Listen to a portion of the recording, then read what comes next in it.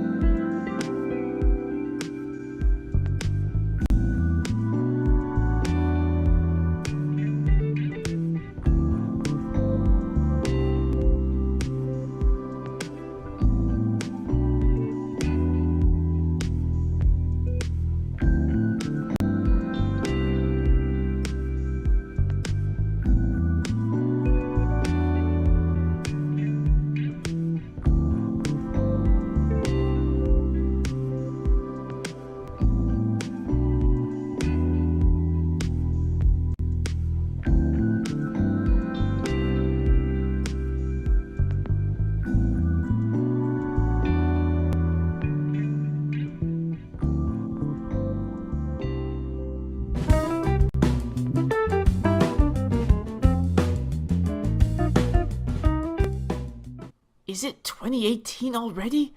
Postdoc, the New Orleans ACS meeting is coming up. I need data. Again. Yeah, I got a little bit of data to present, but you know, I really need some new equipment. New equipment.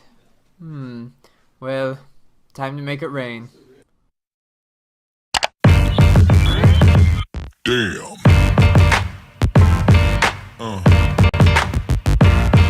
Yeah. Yeah. Yeah. Woo! Nice. This is awesome. You have no excuses now. Yeah. Yeah.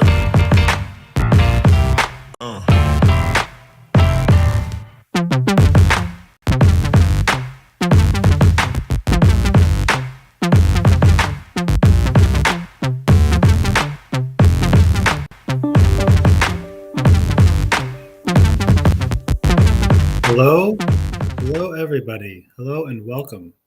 Welcome to another episode of Ask Us Anything About Electrochemistry. I'm your host today. I'm Dr. Neil Spinner. I'm an electrochemist at Pine Research, company in the United States. Some of you may be familiar with Pine, have used our products, or have interacted with us.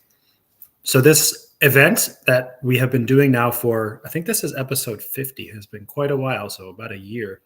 So I owe that, well, my colleague Alex, who is not joining me today, and I have been doing this for about 1 year now. And we owe a great amount of thanks to all of you who have continued to come to this live stream each week and ask us questions. And we have hopefully done our best to answer those questions for you. And we will continue to do that as long as folks keep showing up. So thank you for what it's worth. And good morning to everybody who's here. I see Chris is here as well. Nice to see you again, Chris. So just a few notes at the top before I start to answer any questions that you might have. You can type those into the chat if you're watching on Twitter, X, or on YouTube. This is, as the title suggests, an event and a forum for you to ask anything about electrochemistry. So you might perhaps be a postdoc or a researcher, grad student, or a professor, or just an undergraduate, or just someone who's curious about the fantastic world of electrochemistry, and you have some questions. This is a place to ask them. So at my company, we have been getting questions all the time. This is sort of part of the job of interacting with customers, getting questions about it. And we get a lot of these kinds of questions through email, on the phone. I do webinars, and we go to trade shows, and we get a lot of these questions. And there's often not a good way for us to answer in a longer form for some of these questions. And often we wish that we had a way to, draw something or use tools to help answer a question in a more effective way. And so that's why we started doing this live stream every week on Fridays. So hopefully you will find this helpful as well if you have a question and it's something that I might be able to explain in some more detail, perhaps drawing some equations or showing you a schematic or a diagram that can help improve your understanding. We find that there are a couple of extremes of questions that are asked, neither of which are particularly helpful or easy. And so what you hopefully, if you have a question, can aim to do is get something in between. And so I'll explain very briefly is that people who come and ask questions that are too general or too broad, like what is electrochemistry, what is an electrode? I mean, I can answer those things, and I will, of course, be happy to do that to a certain extent, but there's not as much that can be gained beyond looking at a textbook definition. Those are a little bit too broad, and it's a little not exactly the aim of this kind of event. And then the other extreme is something so specific that the only chance that I'm going to know how to answer it is if that's something I happened to study during my PhD, right? So if you ask something like, what is the rate of electron transfer of the third electron transfer step of this particular cobalt complex, like I just don't know, right? I won't be able to answer that unless it's very coincidental that I happen to study that exact thing. So something in between those two extremes, hopefully, and I'll do my best to answer for you. And I look forward to any questions that you might have. And then the last bit here is that we like to do this for about 1 to 2 hours, depends on how many questions there are. And so I'll go as long as I can for how many questions there are. And then apologies in advance if there's any mispronunciations of names or words. Sometimes there is a language barrier, so we certainly do our best to bridge that gap when we can. So while I wait for some questions live from anybody who's joining here, oh, it looks like there is one question from Preeti. So I did see that.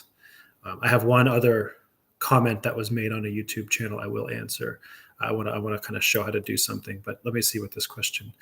So Preeti says that I did the CV of carbon ink based electrodes and get an S-shaped CV. I don't know where is the problem.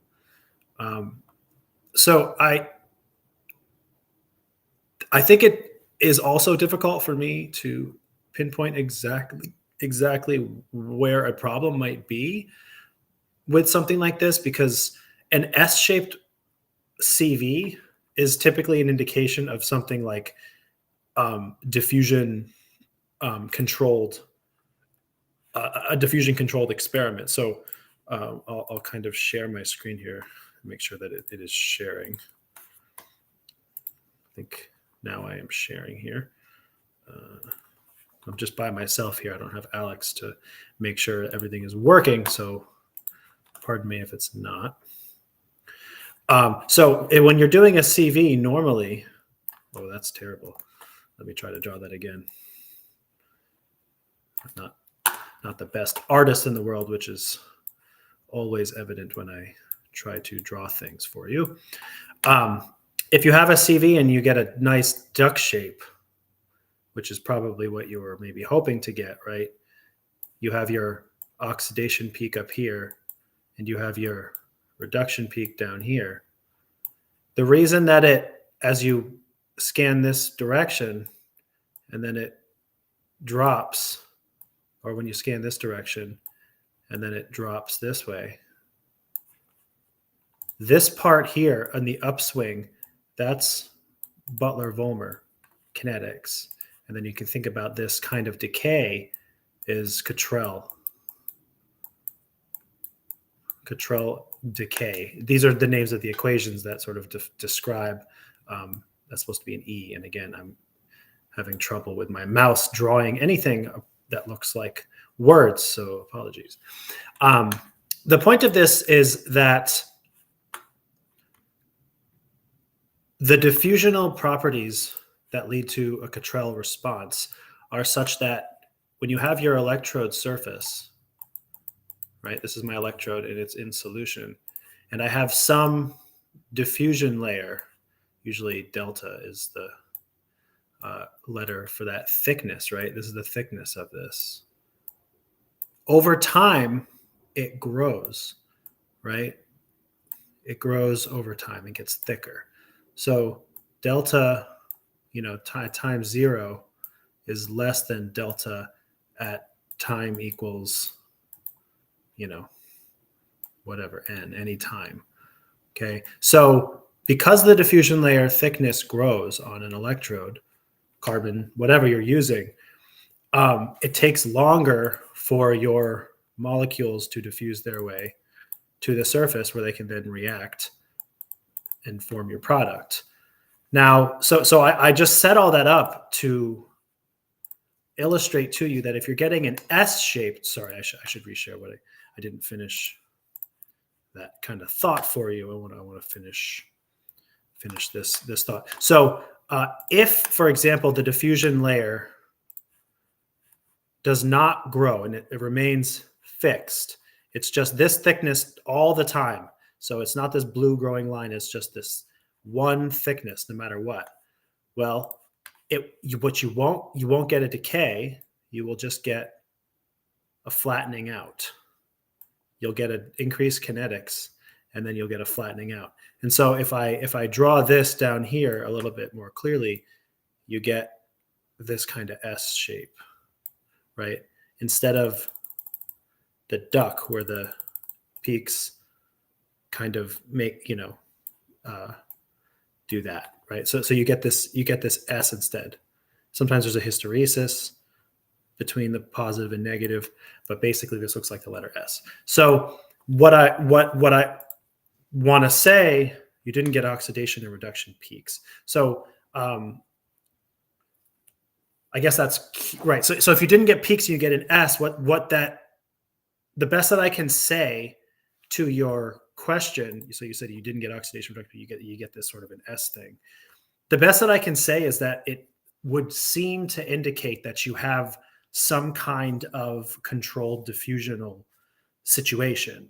Why that's the case, I'm not sure, right? You have a carbon ink based electrode, but that's sort of vague. Again, usually this only happens when you have flowing fluid, rotating disc, very, very small electrodes where the diffusion layer cannot form properly. These are all situations where the diffusion layer will not grow over time. Otherwise there could be some other sort of explanation that I just may not be aware of, but most of the common knowledge, I would say, of an S-shaped curve is that basically it's a fixed diffusion layer. You don't have diffusion limitation.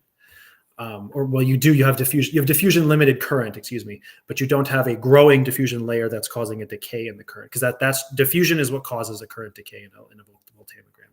So that's probably the best that I can answer your question, Preeti, without sort of knowing more or seeing your setup, knowing more about the specifics of it.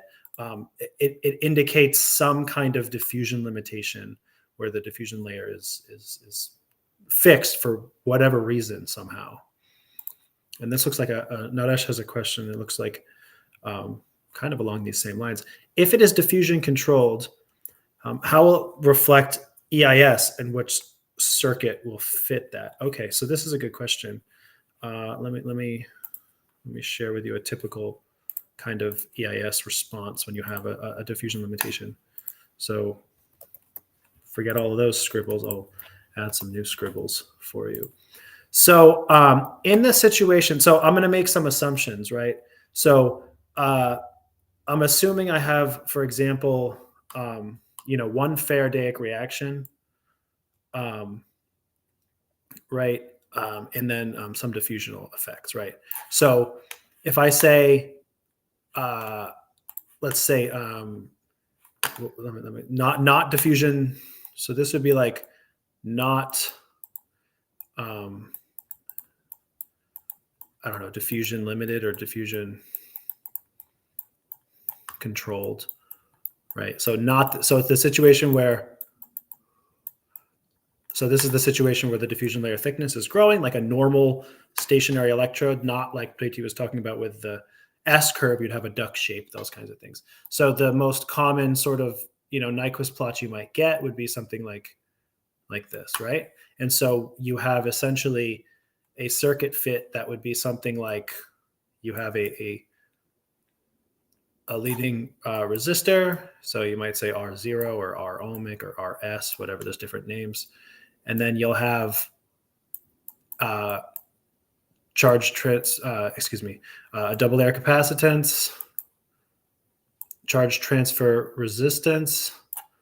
So usually people put RCT. And then either in this model or separately, you have your Warburg diffusional element. And so this is sort of the common circuit model used for this here in red. And the diffusional element here, which is where the diffusion layer thickness is growing, right? In that first situation, which is not your question, which I'm doing this to set up the answer to your question, is an infinite length diffusion. So this is a Warburg element, describes diffusion through a semi-infinite or infinite plane, which is the situation that describes the first case where the diffusion layer is growing and it's seemingly infinite compared to the dimension of the electrode. So your electrode is some small size and the diffusion layer thickness is large, such that diffusion can be considered semi-infinite. So when you have for example, when you rotate your disc, if you have a rotating disc electrode, or you have a microelectrode or some situation, again, where you have the diffusion layer is fixed at some small, finite amount, basically the answer is that you get a Warburg short. So what you would in theory have is the same charge transfer kind of process. And then what you would probably get is something like this. It would make what looks like a second semicircle. And the circuit is similar. Okay, you get basically the same thing, but you would have a Warburg short. Oh. Let me draw that again.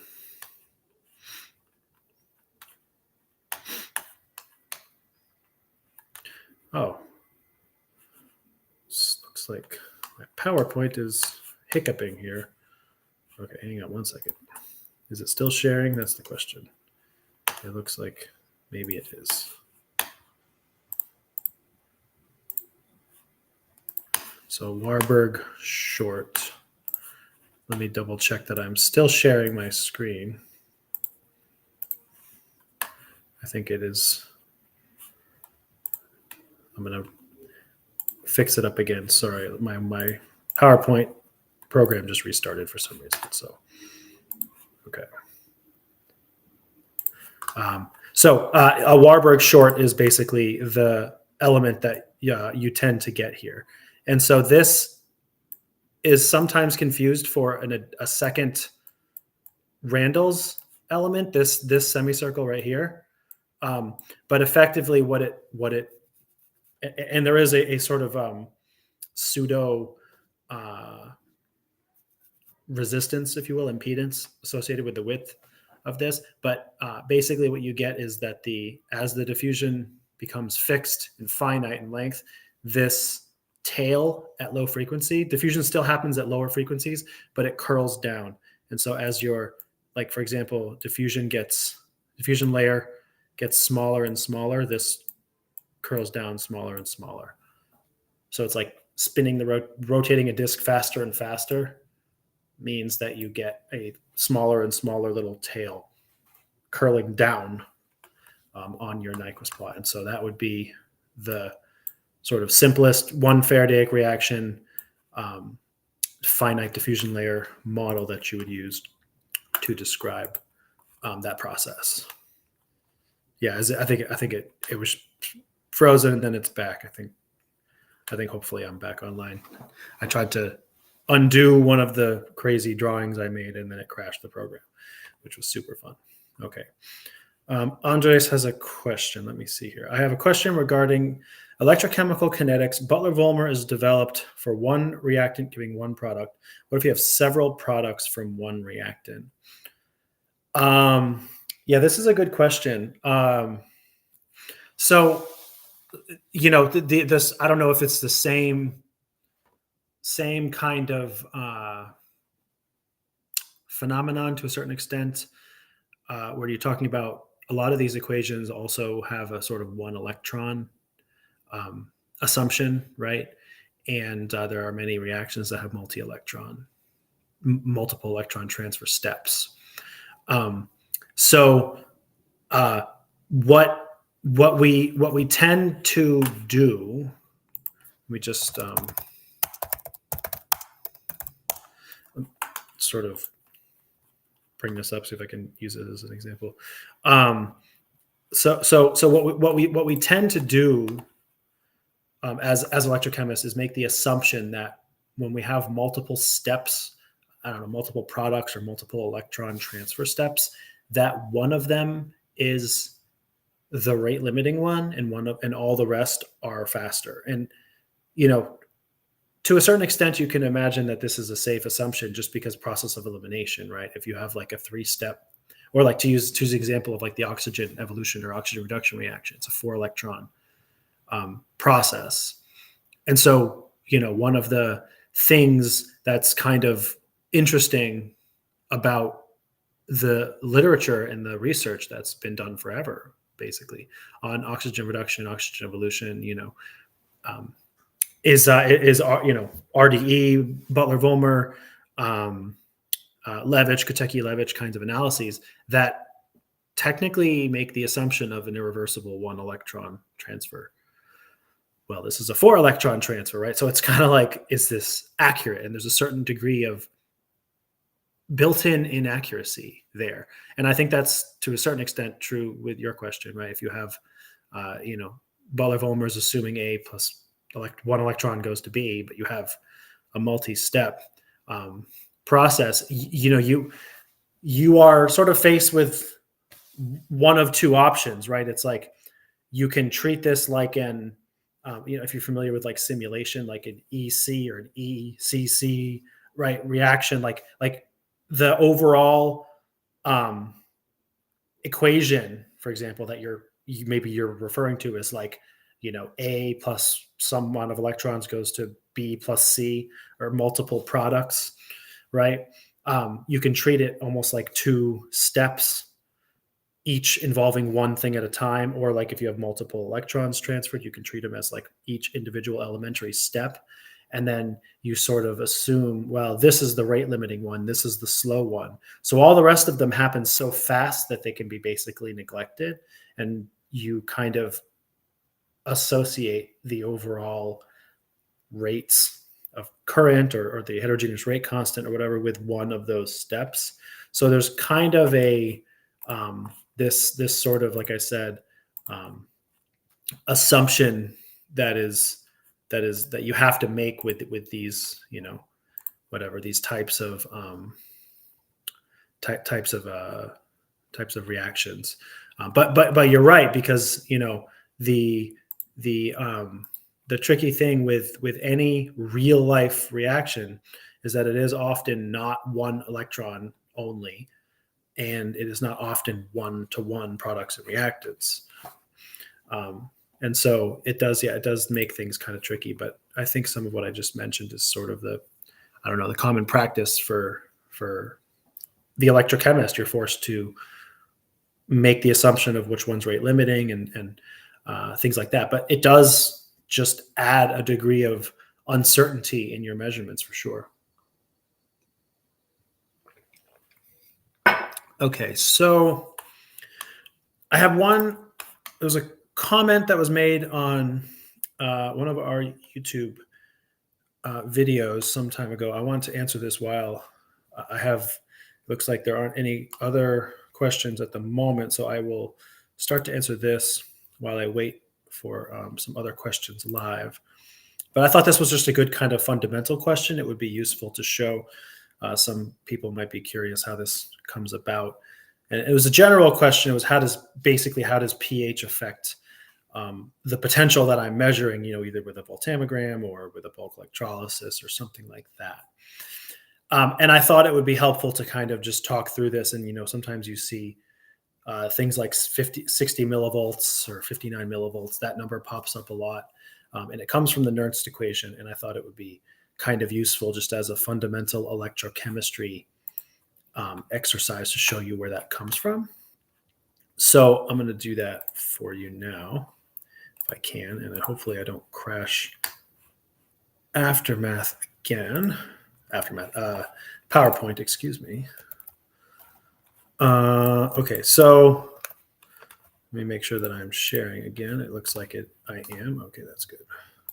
So the Nernst equation, which is my colleague Alex's favorite equation, so he'll be very happy when he learns that this is what I'm talking about. So effectively, it's an equation for potential, right?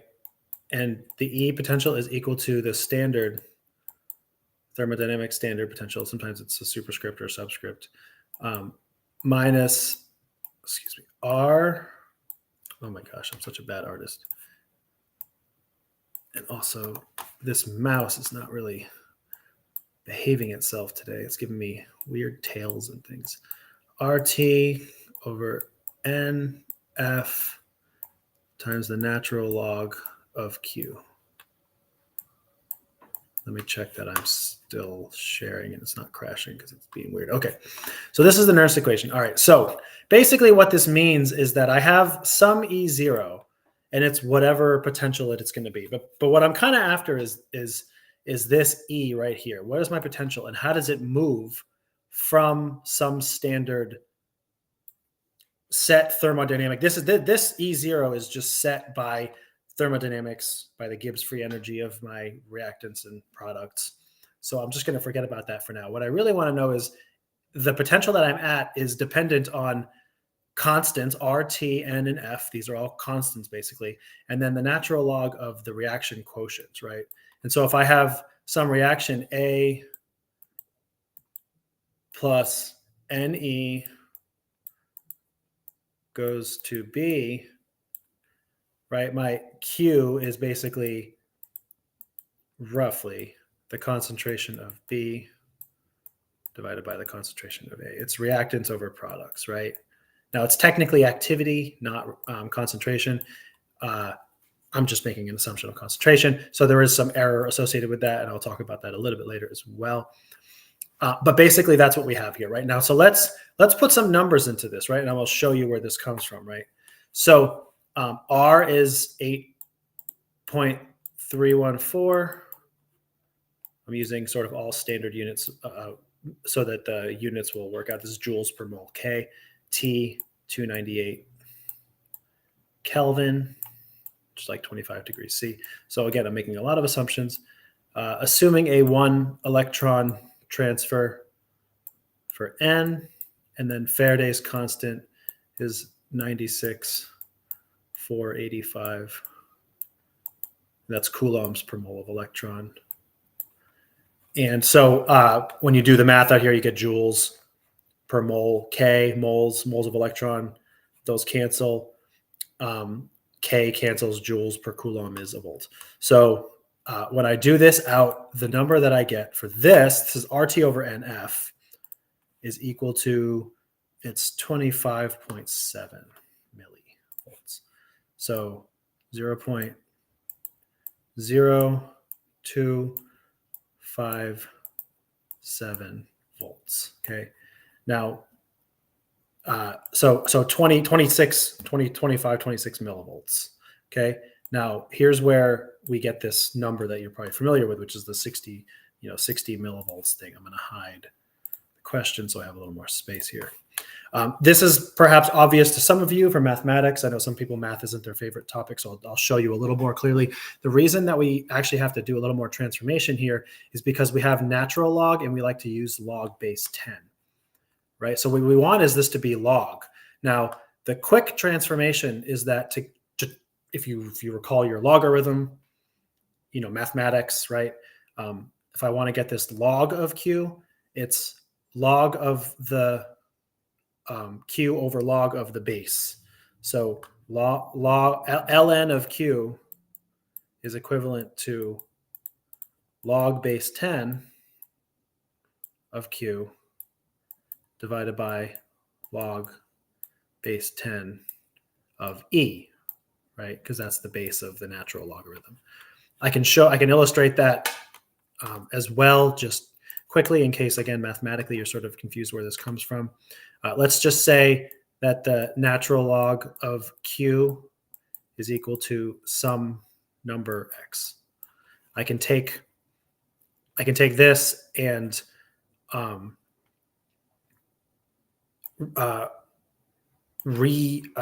rearrange it to say E to the X is equal to Q, right? This is the equivalent, situation here, because you have ln of E, right, is base E. So E to the X is equal to Q. This is how logarithms work.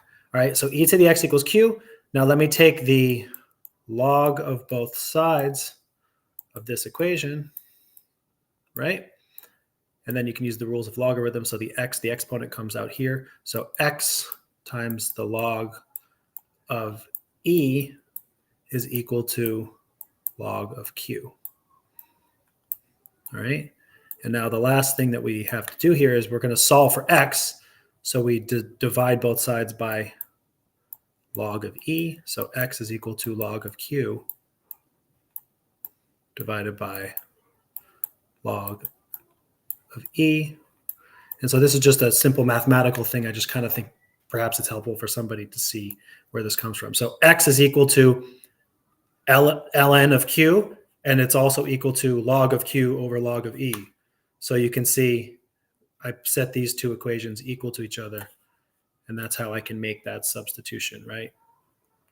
those two equations lead me to this expression up here. So I can replace log of Q over log of E. Okay, so what that means is that I now have RT. What I really have is from the equation up there, I have RT over NF times log of Q, now I'm in base 10, divided by log of E. And so this is that number 25.7 millivolts divided by log of E times log of Q. And this is just a number, log of E, right? The log of E is 0.43. And so when I divide 27 point whatever I have here, 25.7 divided by 0.4, this gives me the number that you are probably used to seeing, which is technically 59.1, about 60, right? So 59.1 millivolts times the log of Q. And so the last bit of this, and I do see there's a question in here, so I can get to that in just a moment. The question of this is sort of how it relates to pH, right? So think about what this is here. Now, if I sort of think about the water, the typical water dissociation, equation, I can say one water goes to H plus and OH minus, right? This is like acid base. This is sort of standard level chemistry stuff. Your Kw is 1 times 10 to the minus 14, which is the product of H plus and OH minus. This is how we get pH from this, right? And pH is equal to the minus logarithm of the H plus concentration. Okay. So I'm setting all of this up to show you that we had to get this first equation here cast into log base 10, right? And so if we add acid, we increase the H plus concentration of our electrolyte. If we increase the H plus concentration by a factor of 10, the logarithm goes up by a factor of 1, or 1 unit, right? So the logarithm of the H plus, right, is 1, 2, 3, 4 for 10 to the minus 1, 10 to the minus 2, 10 to the minus 3, 10 to the minus 4, etc. So as the H plus concentration goes up, that log of Q, right, as this goes up, because this Kw is basically Q, right? So as my H plus concentration goes up, this also goes up. And so for every 10x I go up on my H plus, my log goes up by 1 unit. And remember that this is minus here, right? So what this means is that as my pH goes down, because I'm getting more acidic, for every 10x I increase my H plus concentration, I'm getting more acidic. I'm therefore decreasing my pH 1 unit at a time. I am now subtracting 59.1 millivolts per unit that the H plus goes up. And so that's this potential that I measure goes down by 59, right? This whole number here is basically 60 millivolts times effectively the pH unit change. It's more like the delta pH, right? So again, this is where this comes from, right? As my pH goes down by 1 unit, I am increasing. There's an opposite effect because of the minus sign, right? So I'm subtracting 59 for every time the H plus goes down by 1. I think I've sort of hammered this home enough, but I hope that that is clear. I know there's a lot of scribbles here. I'm trying to write the numbers and kind of make this clear. But basically, right, it's because of the logarithm, as pH changes, you have an opposite effect. So as pH goes down, the potential goes up because you're subtracting, right? pH, so because you subtract a negative. So there you go. Okay. Apologies if there's too many scribbles here. As I said, I'm a bad artist, but that's basically what happens to potential as pH changes. And that's where that 60 millivolts unit comes from in the Nernst equation under sort of standard conditions. Okay, so let me get to, let's see, there's another question here from Noreen. It says, in HER water splitting, which part of Tafel plot should be considered to measure the Tafel slope? So, okay, this is a good question, but it's also one of these things that is, there's a fundamentals issue. So if you are doing a voltammogram or an LSV and you're measuring the hydrogen evolution reaction, and then you're making a Tafel plot from that, you might be making a lot of assumptions that are not true. And so there actually is no good answer to your question. Where should you measure the Tafel slope? Well, your entire Tafel plot might not be valid. So let me pull up some slides from my RRDE webinar. I want to show you what I mean here. And so, okay, let me share this presentation, this one here. Again, I'll make sure that I'm sharing it properly. It looks like okay. So let me hide the question so you can see. So this is the Butler-Volmer equation. Okay, we're relating current to a lot of constants. Again, you see the sort of RT and NF sort of factor show up here, which is why, as my colleague Alex always likes to remind me, the Nernst equation appears everywhere. In any case, the Tafel equation in the Tafel plot is a direct derivation of the Butler-Volmer equation. Okay, so what we do is we basically neglect one term in the Butler-Volmer equation and we rearrange it to this form right here. This is the Tafel equation, and the Tafel slope is the slope of the log of the current versus the potential, or the overpotential. Notice that K here, the IK, it is only valid to make a Tafel plot if you have pure kinetic current. When you do an LSV or a CV to get water splitting, it is not necessarily the correct assumption that all the current you're measuring is kinetic current. It might be mostly or some amounts of kinetic current, but if you don't have all kinetic current, this IK, it is not what you have. You just have I. So there's a severe problem with your question just from the conceptually, right? Where should I get the Tafel slope? Well, the Tafel slope is meaningless because the Tafel slope only actually has value if what I've plotted is what I think I've plotted, which is kinetic current. Okay. Now, let's just say you are relatively certain that you did plot kinetic current, and you can go forward with that assumption. I'll show you one other example.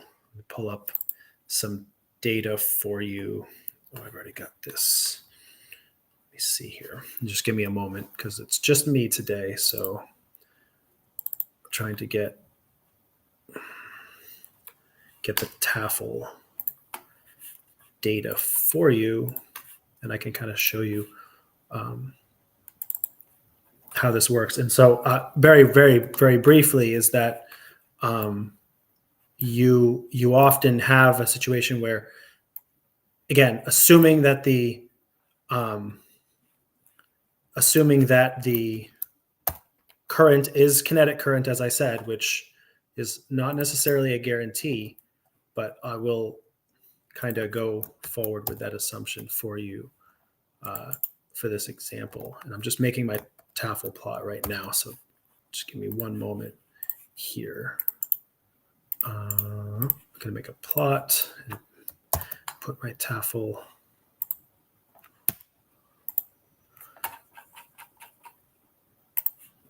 data in here. Okay, so let me share my software. Apologies for the delay. I'm just getting everything ready. All right, so here is an example of a Tafel plot. I didn't label the units, so don't worry about the units, but this is potential on the y-axis and the log of the kinetic current on the x-axis. And so when you take the slope, right, you're looking for, you know, that the slope is the Tafel slope, right? And that's like millivolts per decade, right?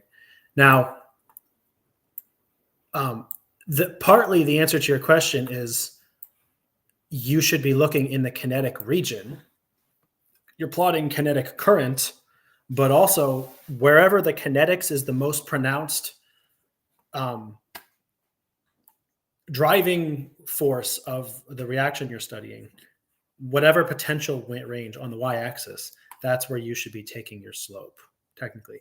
And this is what makes it tricky. And you can actually see that this sample data that I'm showing you here is not the best data. It was, you know, I did it for a webinar. It's fine representative data. It's maybe not the most perfect or accurate data that I could have, but it actually highlights this point here because I kind of have a changing slope depending on where I choose my limits of the baseline, right?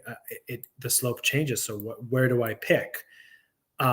And so the first answer is that sometimes, again, assuming kinetic current is what you're looking at, you can pick a region that you say, okay, well, I know I want from about minus 100, you know, to minus 200. And so that region to me is where the kinetic information is happening. And so there's my Tafel slope. The other thing that you can do is you can sort of do a backwards, it's like backing out what region you should do. Because let's say I know, and again, I haven't talked about the Tafel slope numbers. Maybe you know some of these things, maybe you don't, but 120 millivolts per decade is like the ideal Tafel slope for a irreversible one electron transfer process, perfectly symmetrical reaction. The whole thing like that is, it should have 120. So let's say I know I need 120 millivolts per decade. Well, I can sort of adjust the limits of my slope until I get close to 120. This is milli, so times 1,000, right? So 118, 119. So I can adjust my limits of my slope. Where should I put it? Well, wherever it gives me 120, because that's the range of potentials where my kinetic information suggests that the Tafel slope is for a perfectly one electron irreversible process. So it's sort of either of those things, right? Knowing the potential range that the kinetic processes are most pronounced or most occurring, or finding where the slope is such, and then backwards saying that's those where the slope is here, that's the potential window for me to get my Tafel slope. And then the other thing is, the only other sort of advice I have is that it's honestly what a lot of people tend to do with Tafel slope analysis is they tend to do something where it's like, if they have like multiple areas, like sometimes you'll have like one slope like this, and then one slope, you'll have like two different regions. And so sometimes people will plot like, oh, well, the Tafel slope of 40 millivolts per decade over here, and then it's 120 millivolts per decade over here, and so there's differences in the kinetic processes at different potentials, and so that also suggests well, this is if you have a multi-electron transfer, multiple oxidation states, you have a 2-electron process over here and a 1-electron process over here, so you get 60 millivolts and you get 120. Like there's different kinds of analyses you'll see in the literature. It does tend to be quite varying, I guess. But as always, I always default to that fundamental first principle that I answered your question with originally, which is be careful yourself and when you're reading papers to check or be confident as you can be that the current information you are using is as much as you can verify purely kinetic current only. If there's diffusion, if there's capacitance, non-Faraday processes involved in that current, which is almost always the case with voltammetry, it is improper to make a Tafel plot from those current data. Okay, let's see. Vasantha Pandian has a question. During water splitting reaction, is it possible to get low potential at low pH conditions? Okay, so low pH, is it possible to get low potential? Yeah, but not, so it depends. There's some vagueness here, right? So I just talked about how pH shift causes a shift in potential. So as pH goes down, you get more acidic, right? As pH drops, all of the potentials that things happen shift up in potential, okay?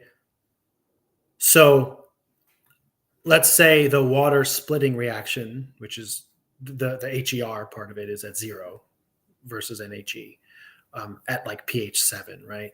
And so as my pH goes from 7 down to 1 or 0, basically I'm going down, 6 or 7 or whatever pH units.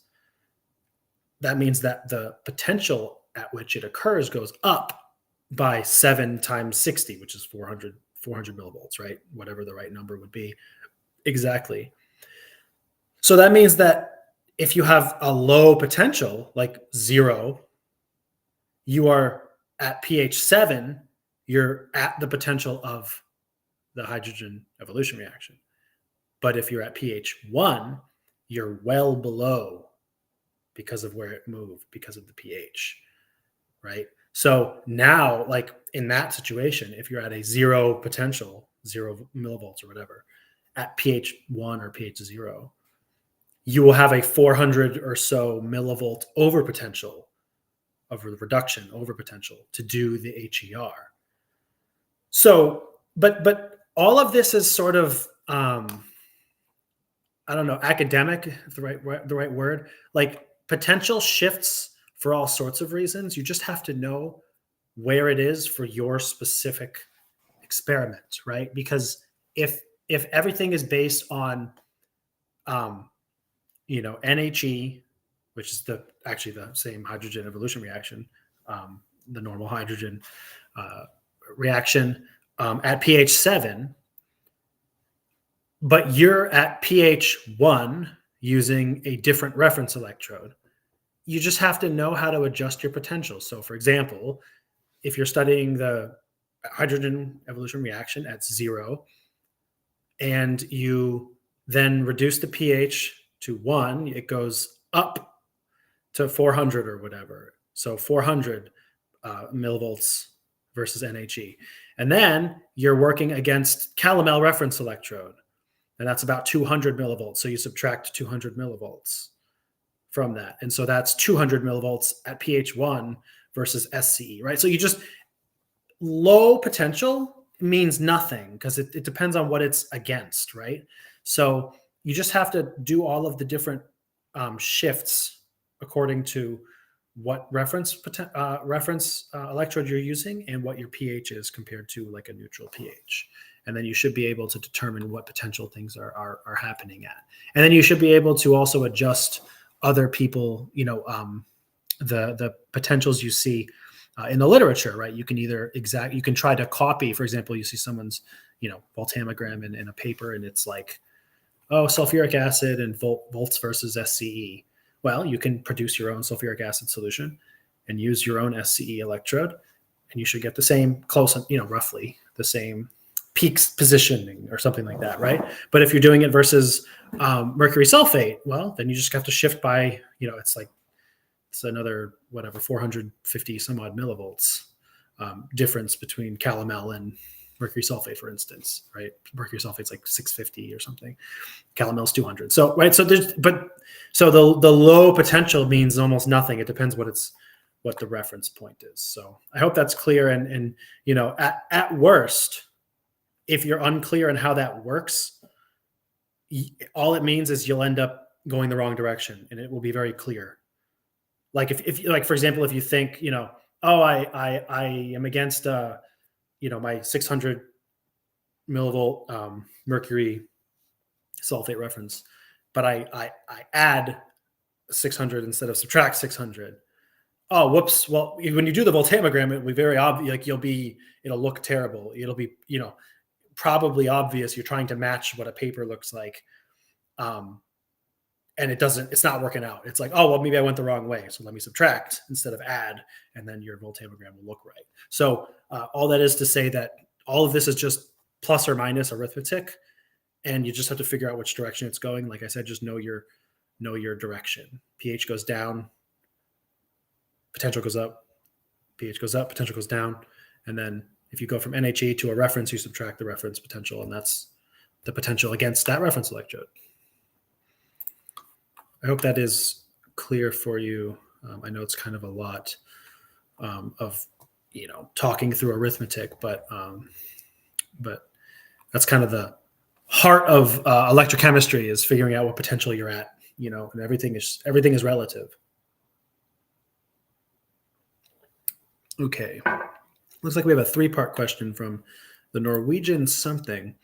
I'll try to read through this and see if I can answer it. I'm sort of getting this on the fly here. So for EIS of lithium-ion batteries, you tend to see a very small semicircle followed by a larger one in a Nyquist plot. That's true.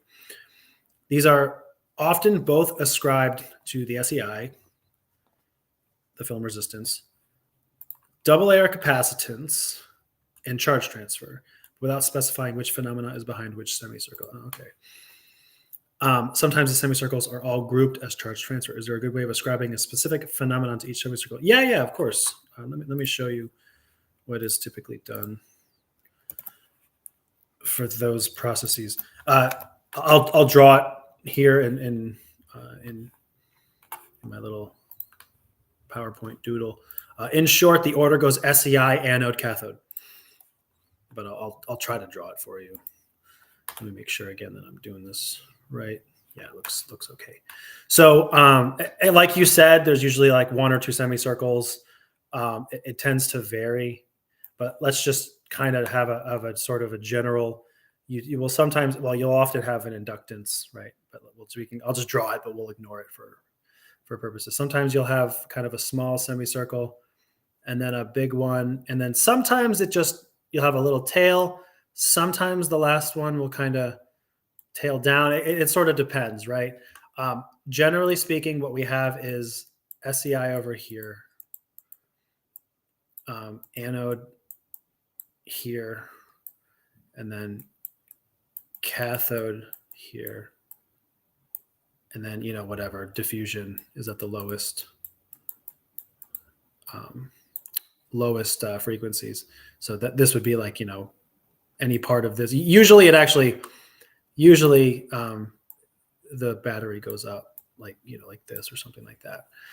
But that's typically the order, is SEI, then anode, and then cathode. And so the reason, for the most part, is it's an order of impedance, and it's an order of speed. So much like a fuel cell in a battery, the cathode is usually also the rate limiting electrode. And just kind of one of the things about the cathode has a lower capacity. The cathode usually physically has to be a thicker layer of material, because the anode has a higher capacity, and so to match it, you need more mass of the cathode. Cathode's kind of the problem. It's the harder one to solve, to deal with in a lot of ways. But it's also the lithium source, so it's really important. But this is of course a Nyquist plot, right? I didn't label my axes like a good researcher. So this is minus Zi, and this is Z real. So at any point on a Nyquist plot, the vector from the origin to the to a point is the magnitude of the impedance. So the other way to look at this is that all the points here for the SEI have a lower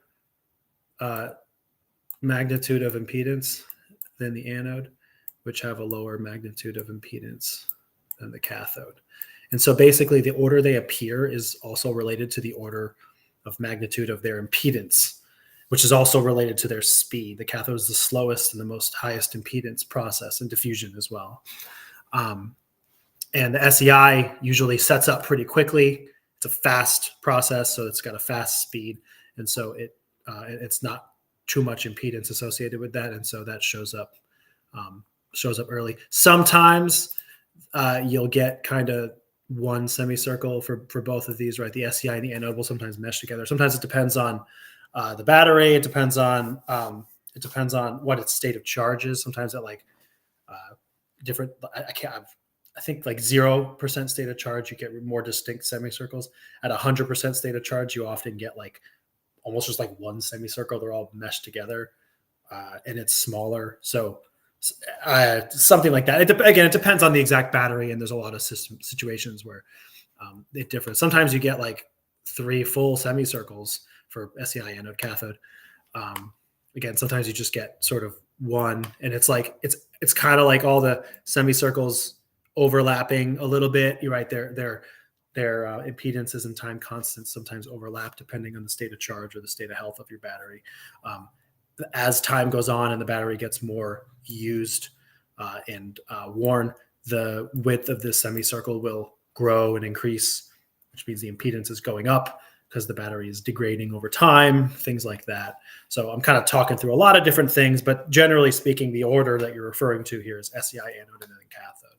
That's the most common attribution for each of those physical processes you see in the Nyquist plot for each semicircle.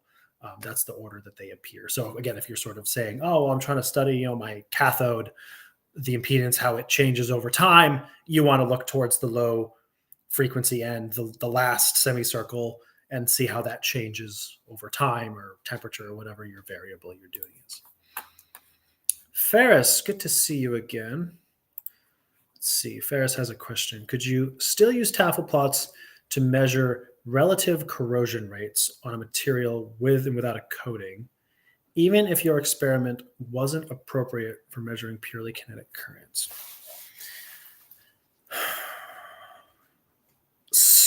Good question. So yes, yeah, I'm gonna kind of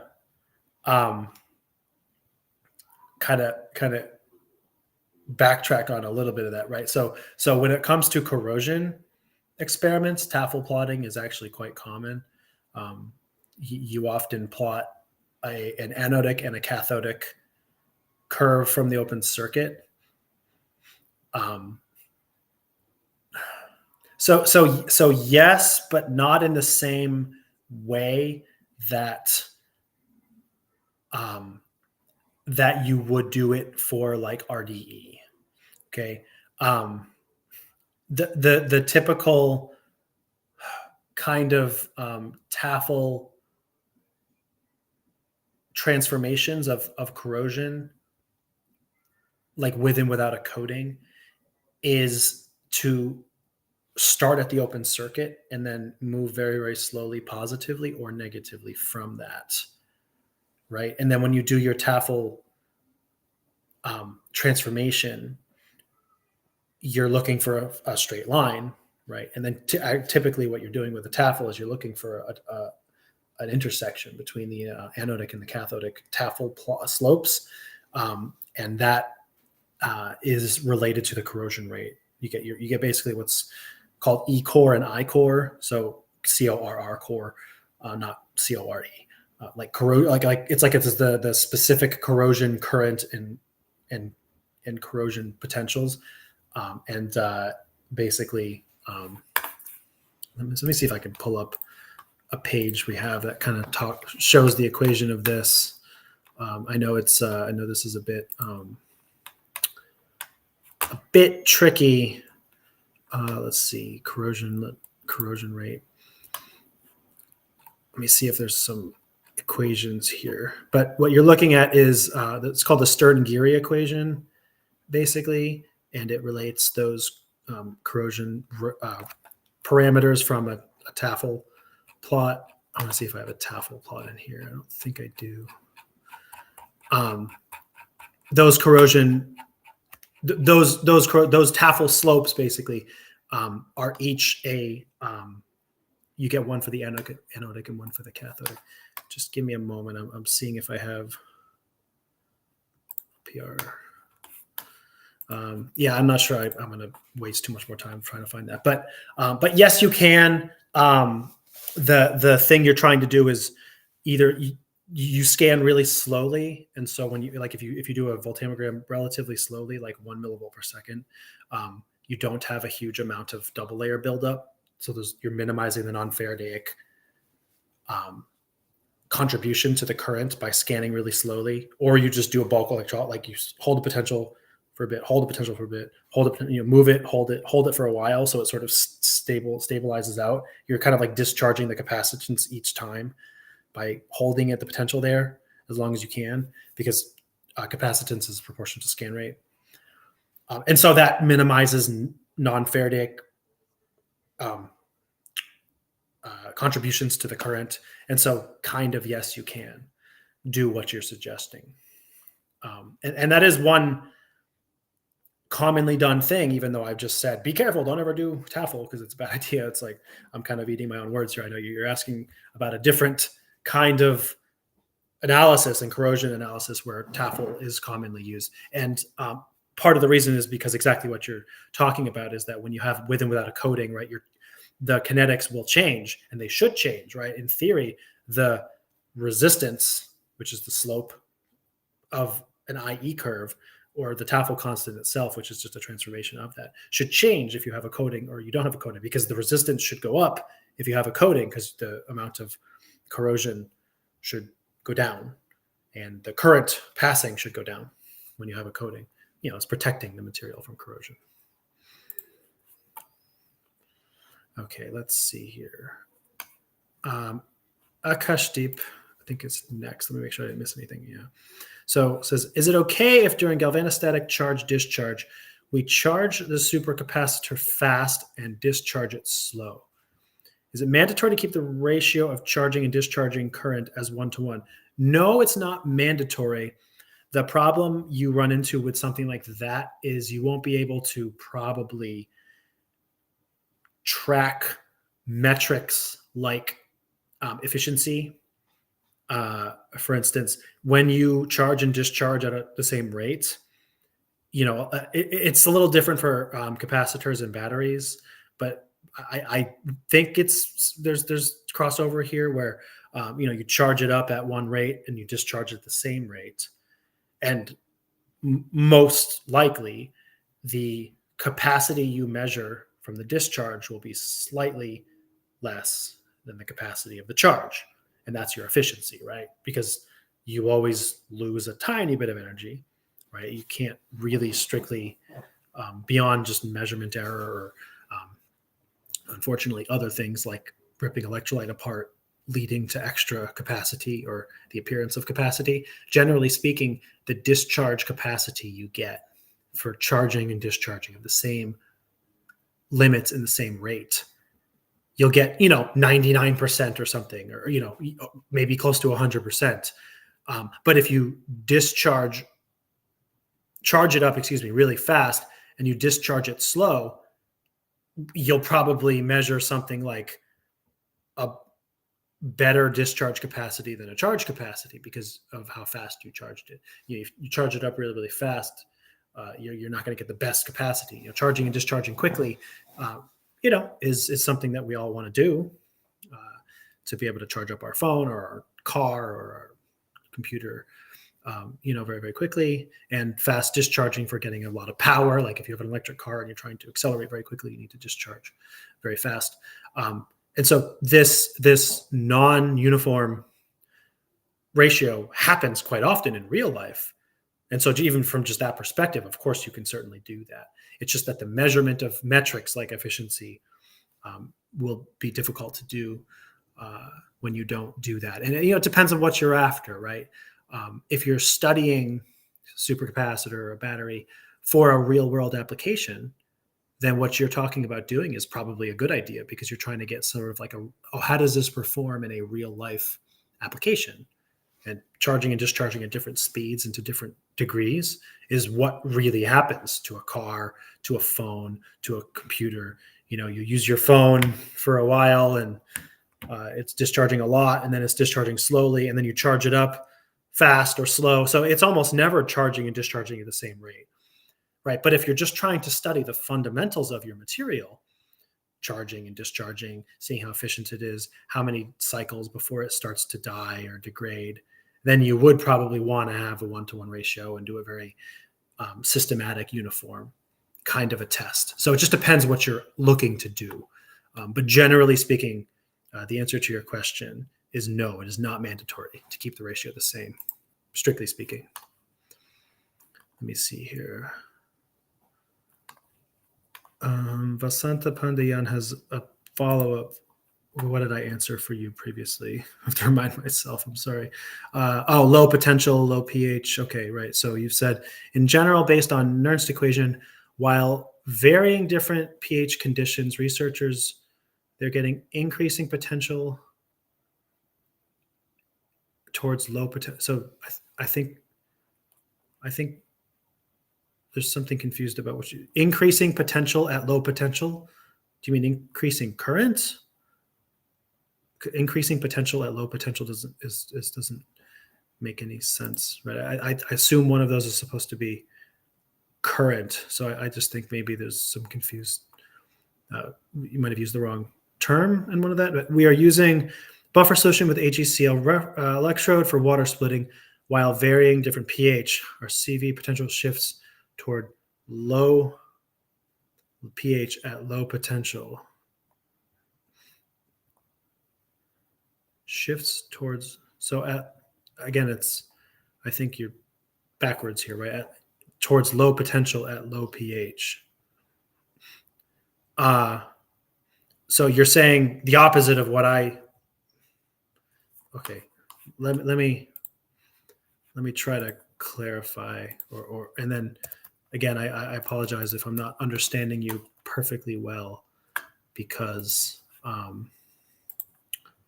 it might just be a little bit of a mix-up with language here, so I'll do my best. But if you have some a curve, right? You're doing, let's say pH 7, and you're just studying a reduction reaction, and it does this, right? If you go to pH 1, you decrease the pH, it should in theory do this, right? So what this means is that if you're choosing a potential window of here to here,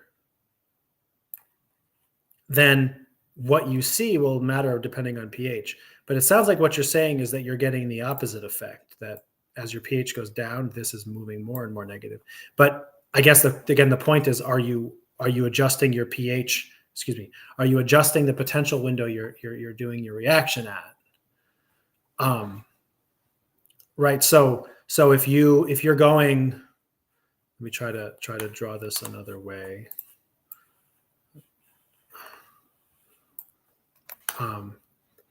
So if you're doing the same, let's see, I drew pH 7 is here. So if I'm doing this kind of a curve, and then I drop the pH, but I use the same potential window, I would expect that I would be like something like this, like way negative of a curve, right? Because the whole thing shifted positively. And so like this part of the curve is now way over here. Like if I would have to go to a more positive potential to get to where it used to be. So I'm just shifting. This is what the blue curve would look like if I went even more out. Everything is just shifted over. So I guess I was just wondering what that is. And then I make sure, again, I talked about this before, but it's like, are you correctly adjusting for the reference electrode, right? You're using AGCL. So if that's what you're expecting against NHE, then versus AGCL, it's going to be 200 millivolts this way. And so what you're plugging into your potentiostat, right, make sure you're not adjusting the opposite direction. You might be moving more in the wrong direction. But if what you're saying is that there is the opposite effect for some reason, increasing potential at low pH. Again, yeah, that is, I think I'm saying the same thing, but again, unless I'm misunderstanding what you're seeing, as the pH goes down, the potential that everything happens at should go up, which means if you're using the same potential, like the part where the current starts getting really negative is going to happen at a higher potential. So if you're at the same low potential, you're going to get a lower current because you're like already in that region. The only other explanation, if you're seeing like the opposite trend or something isn't working the way that you think based on that, is that you might just have a different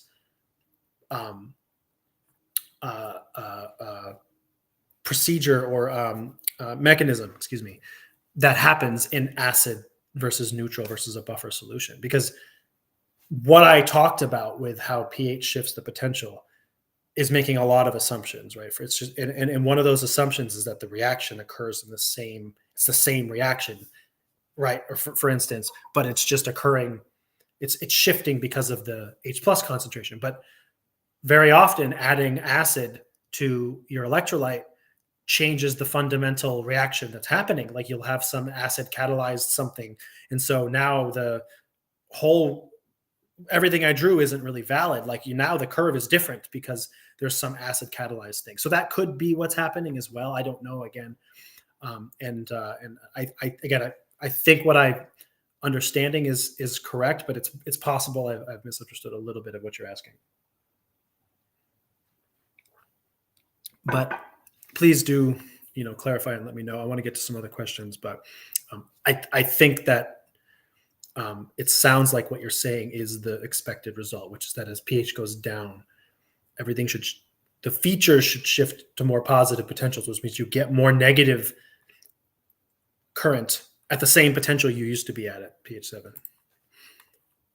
Okay, it looks like Fred has a question. Does a potentiostat know how much potential it applies, assuming it's set to give 1 volt, or will it read the potential given by the reference? And you're new to electrochemistry. The answer is both. I'm seeing you have a follow-up. I can get to that. Looks like it's a slightly different question. Chris also said there's a set point reference compared using an op-amp. Yeah, so I have a webinar that I did, I don't know, a couple months ago on how potentiostat operates in the circuitry. But the short answer is that both. So the way a potentiostat operates is that when you tell it to do 1 volt, there's a whole feedback loop with operational amplifiers, but eventually it reaches a point where it's giving 1 volt for what it thinks is 1 volt. And then it measures also 1 volt between the working sense and the reference. And so what a potentiostat will often give you, well, I don't know if every company does it this way. Like my company's potentiostats and software will have, you do a voltammogram or something like that. There will be 2 traces. One of them is applied potential and one of them is measured potential. And almost all the time, those are basically the same, right? There's basically one of 2 reasons why the applied and the measured potential might not be the same. One is the potentiostat's doing a poor job. And 2 is that the reason the potentiostat might be doing a poor job is because there's something with your system. Like there could be a lot of capacitance causing a lot of delay, phase delay. There's oscillations. There could be some issues there. But generally speaking, potentiostats are a feedback operation, and so it's constantly setting and reading and comparing them. And then the end result is that there is basically both traces, right? The set potential versus time, current, whatever, and then the measured, the measured one. So both of those traces are part of it. Okay, let me see. I think I've got through all questions to this point. Umama has just a comment, I guess, about vanadium redox flow battery electrode applications. Yeah, I mean, if you're just sort of asking about what the applications are, frankly, I don't know if redox flow batteries are used practically anywhere. I actually don't know. As an energy storage device, an electrochemical device, as a topic of research, it's a good system for study. It's an alternative kind of battery.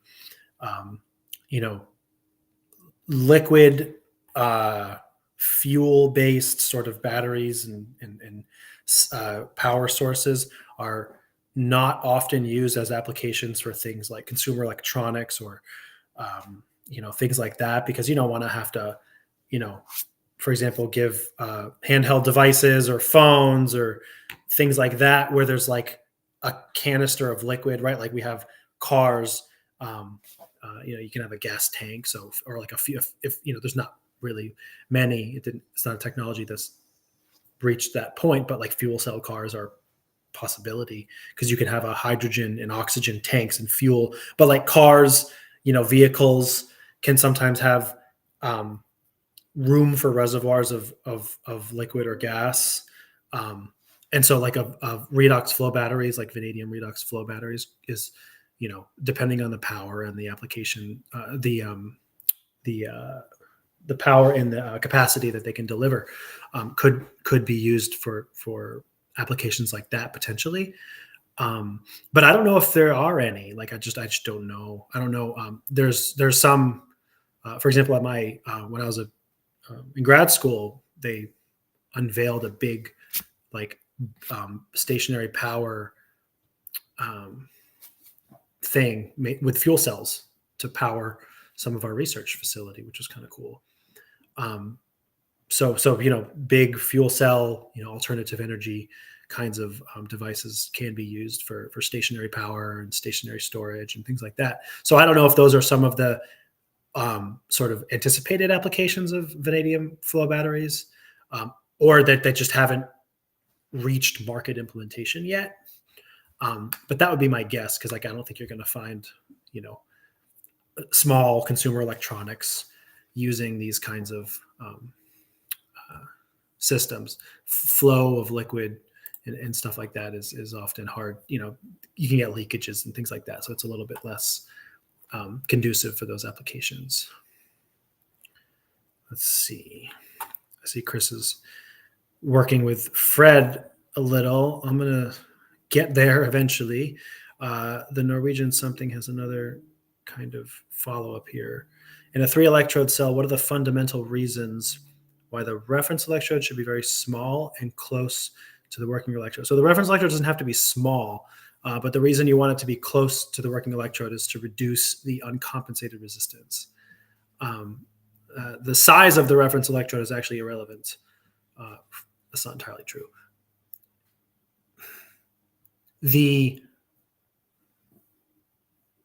There's a few concepts here. So the first is the uncompensated resistance, which is why you want the reference electrode close to the working electrode, because the resistance that exists between the reference electrode and the working electrode effectively is the uncompensated resistance, and it's what leads to, if it's too large, problems with your measurements.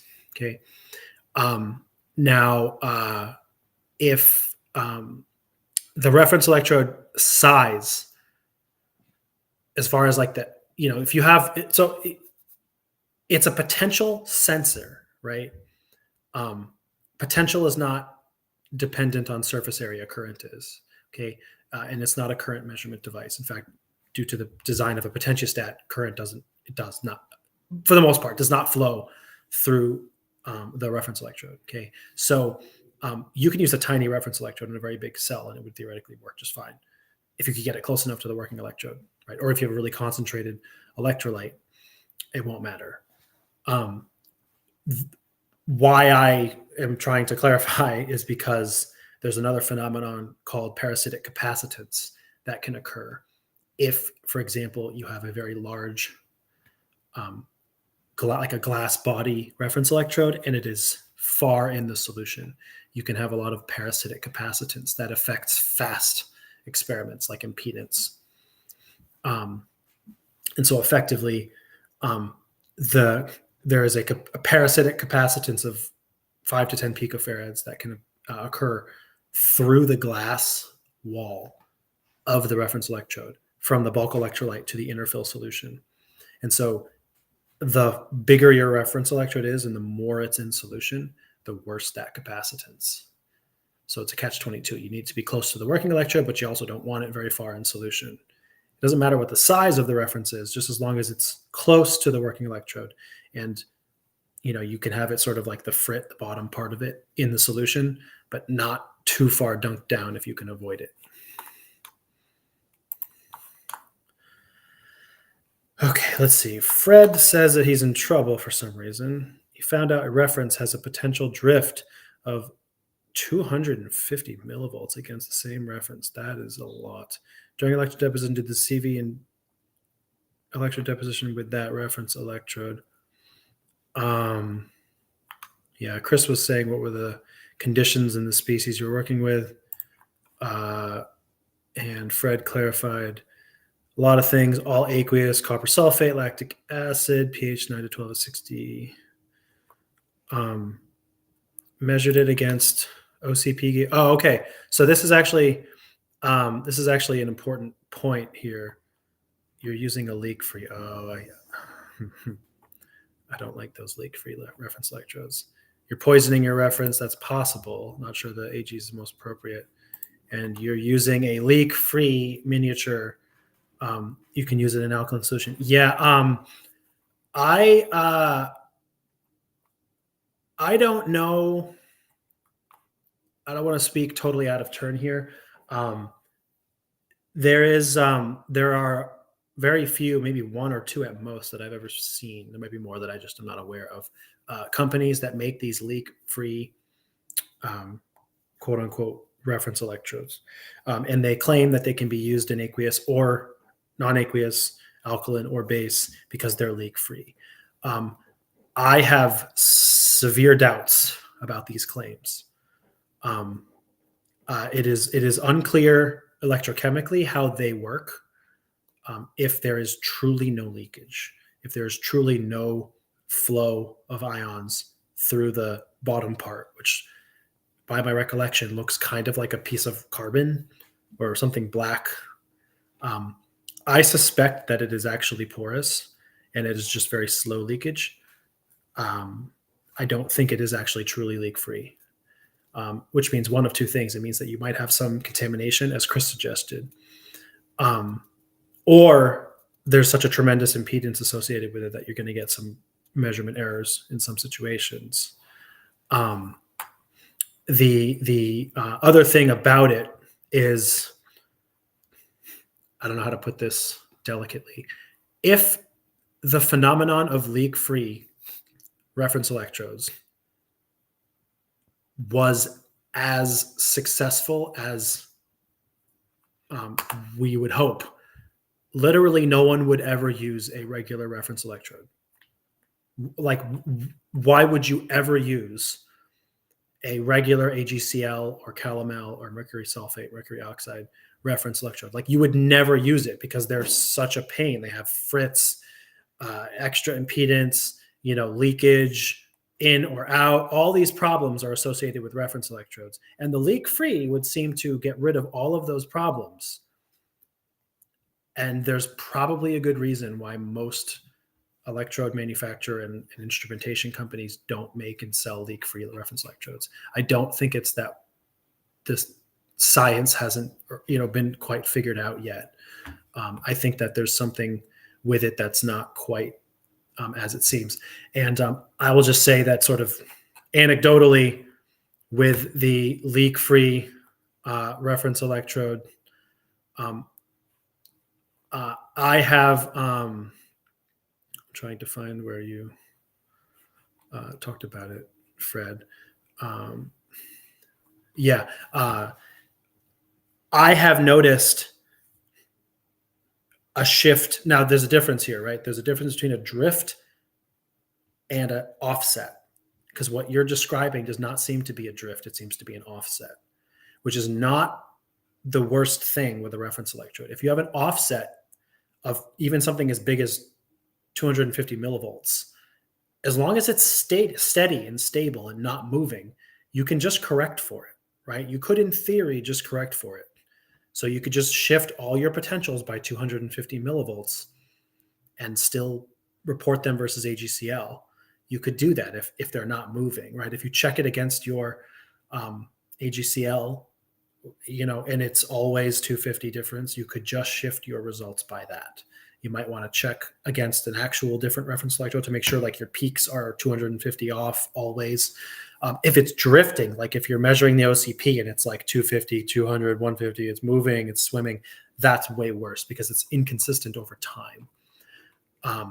That is much bigger problem because you'll never know where it is at any particular time. But if it's an offset and it is stable, you can correct for it. But again, I would urge you extreme caution because this is somewhat anecdotal, but I looked into this myself some years ago into the leak-free. And one of the things I found was I'm going to butcher the exact things I use. But for example, I did something in neutral, like potassium nitrate, some typical voltammogram.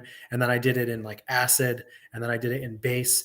And it was the same accounting for the shift in pH and everything. I got something like 200. So at one point it was 6. It was everything was stable, not drifting, but I was 600 millivolts difference. Again, not because of pH change. I accounted for that, but I'd have an unpredictable offset of potential using the leak-free one, depending on the electrolyte that I was using. So I think that's kind of the answer, is if you are certain of what its offset is in whatever specific electrolyte you're using and it seems stable, go ahead and maybe correct for it and you can be all right. But I urge you caution because you might get your potential window wrong because you didn't realize that when you did it this time, it was shifted by 300 millivolts or something. And then you're not going to capture the peaks that you're looking for or whatever, right? So be careful with those leak-free reference electrodes. They're a bit, I'm a little dubious of them, to be perfectly honest. Okay, let's see where I might have skipped some, so I'm coming all the way back.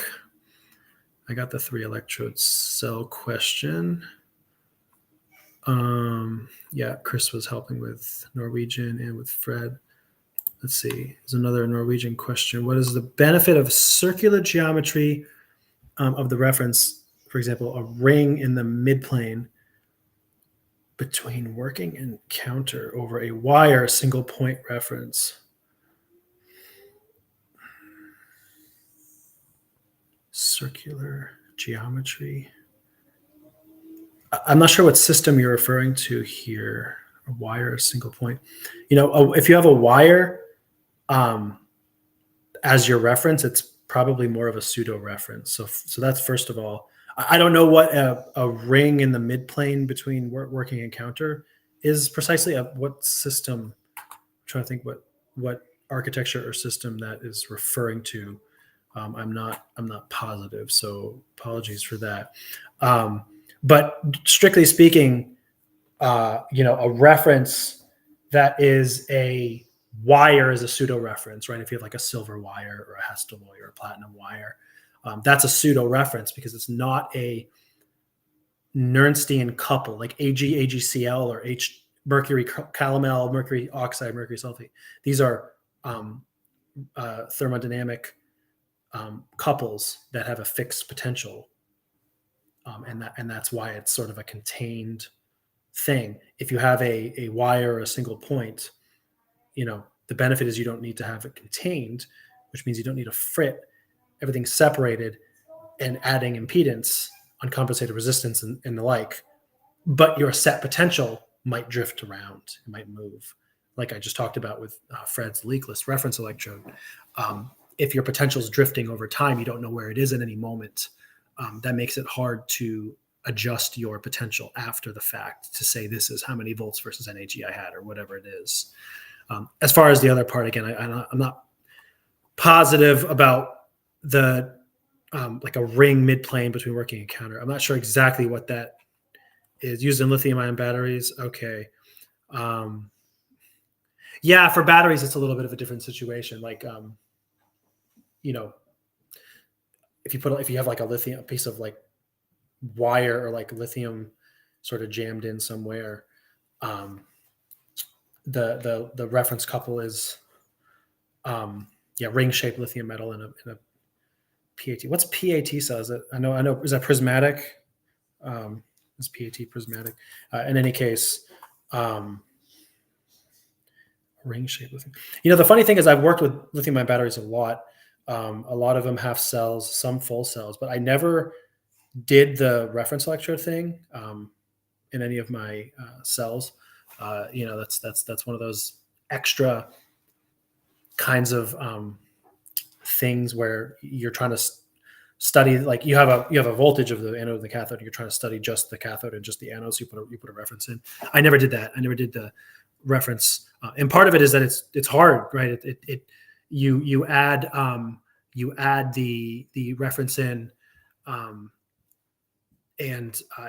it makes it, you have to, like, structurally it can break, or it can it's harder to seal, right? From the company L-Cell. Yeah, that's interesting. I'll have to look into that a little bit. I don't know the answer as far as like the difference in geometry. Generally speaking, it's always about a distance, because electrochemically, you've got the distance between reference and working is what matters most. So whichever of these geometries or architectures has a better, smaller distance or a lower impedance between working and reference is probably better, but I don't know enough about those specific hardware to comment more, I think.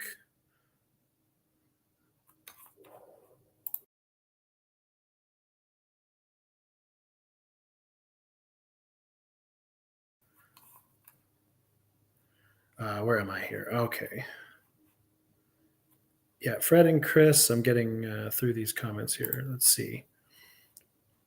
Vasanta Pandian has another question. If I suppose after catalysis, our ligand getting protonated at low pH, okay, that seems logical. Is it possible to get high potential opposite trend against Nernst equations? Let me think about this. After catalysis, the ligand is protonated at low pH. Is it possible to get high potential?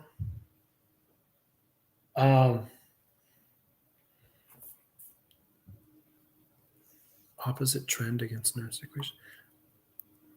I am not sure. So, I mean, this is a strange, I think I'm not quite understanding it perfectly. The ligand is protonated.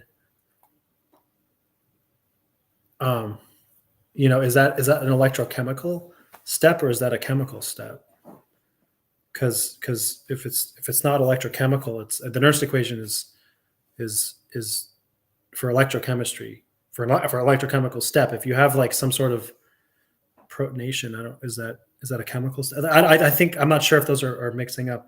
And also, I don't know what you mean by, is it possible to get high potential? I kind of don't understand for what experiment. Yeah, I think I don't perhaps understand the question, to be perfectly honest. It's eluding me a little bit. And again, I don't totally understand, right? Is the protonation an electrochemical step or not? There's a bit of, I have a bit of confusion with your question. So I'm sorry, I don't know that I can answer that. Let's see. Great news. Apparently, well, I forget what I said, but I hope it was great. I have another one. What are the mechanisms behind reversible and irreversible self-discharge in a lithium-ion battery? Oh gosh. You can have. This is a good question. I mean, so I think it depends on the electrode material specifically. I don't know if I can pull those out without reading about it. I know that you can have SEI degradation. So the SEI is an actual decomposition of the electrolyte to form a layer, sort of like a diffusion layer, to facilitate charge transfer. But if that SEI itself becomes compromised or collapses, that can cause irreversible damage to the battery. It can decompose part of the electrode into the SEI. I think one of the things that can happen is for certain kinds of anodes, you can get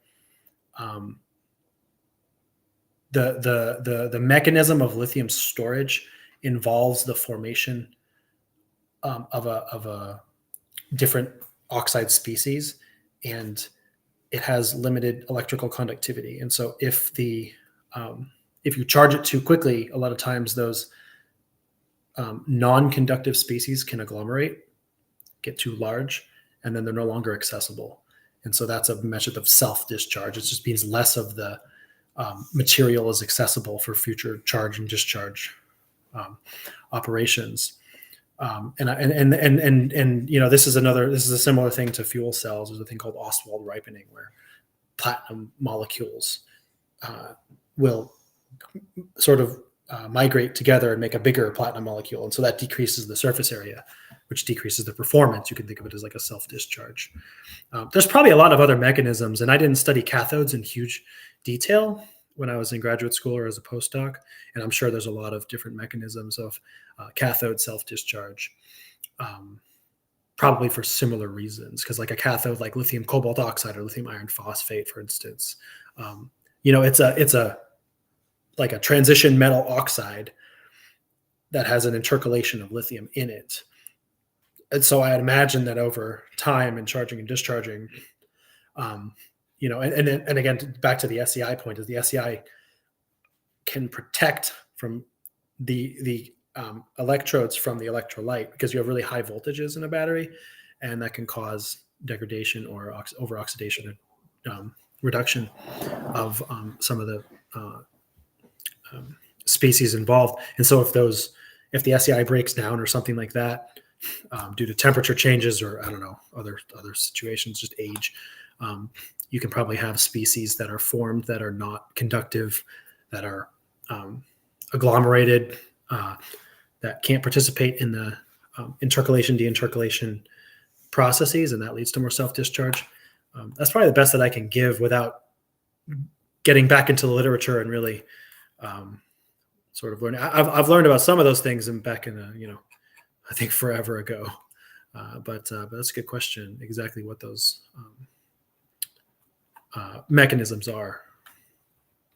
Let's see, I'll try to get through this. We got a lot of questions coming in through. In OER catalyst, if suppose after catalysis, the ligand of our system getting protonated, is it possible to get low potential at the opposite? So this is the same question. I think seems like asking a similar kind of a thing here. Taking metal oxidation peak, nickel 2 to nickel 3. It's shifting while varying pH towards acidic and giving a high potential. Yeah, that's the Nernst equation, wait, oh, I think you clarified it's giving a low potential. So nickel 2 to nickel 3 oxidation. Shifting while varying pH toward acidic conditions and giving low potential.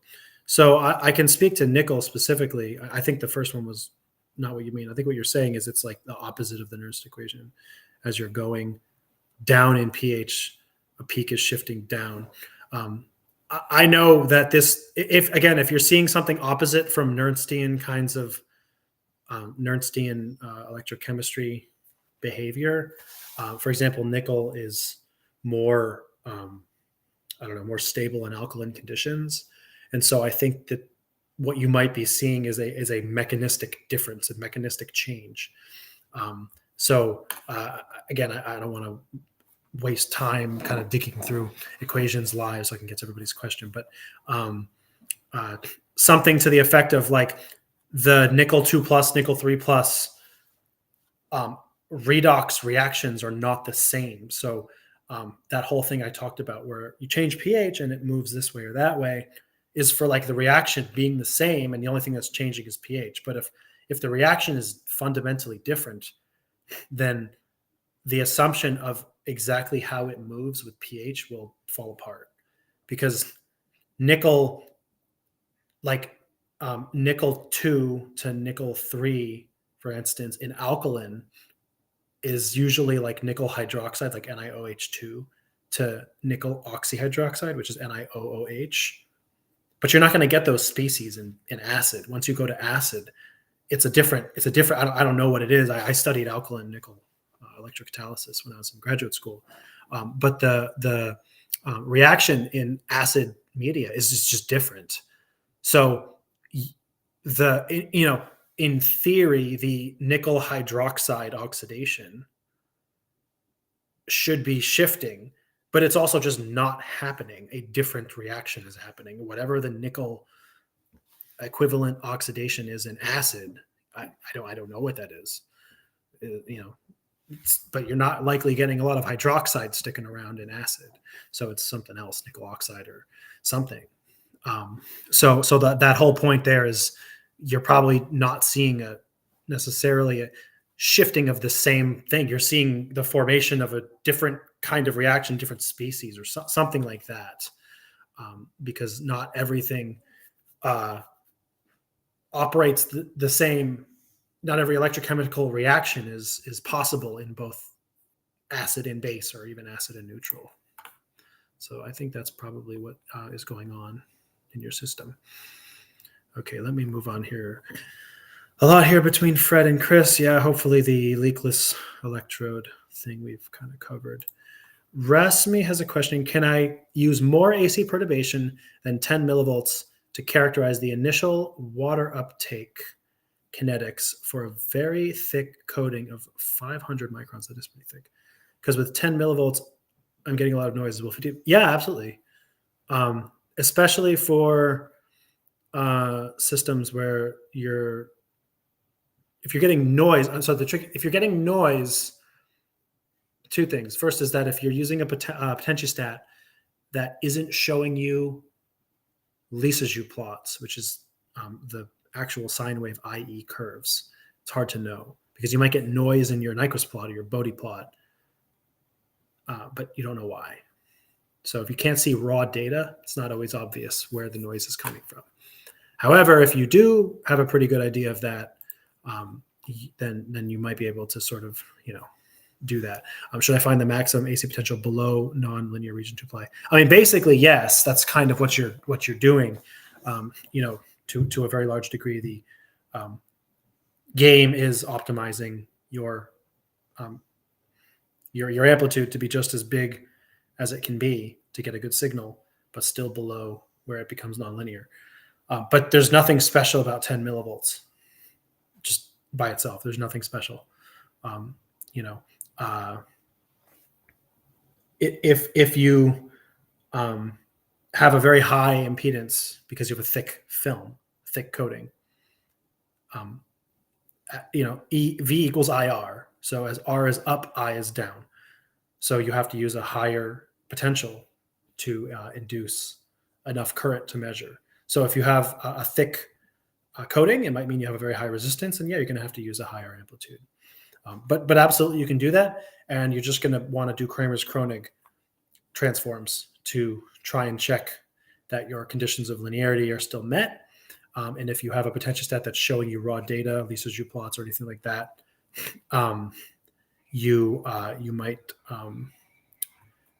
want to check that your Lissajous plots are still are not looking nonlinear, non-stable, not drifting around, those kinds of things.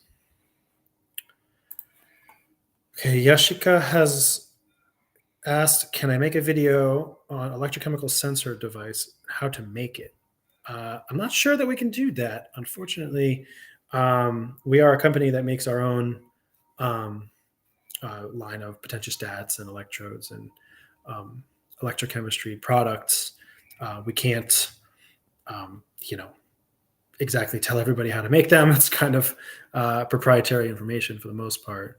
Right. And even then, for me personally, I don't know. I know how, I don't know that I could make a video on exactly how to make it. Like we're, as is the case with almost any, instrument manufacturer, we have electrical engineers and we have, technicians and folks who are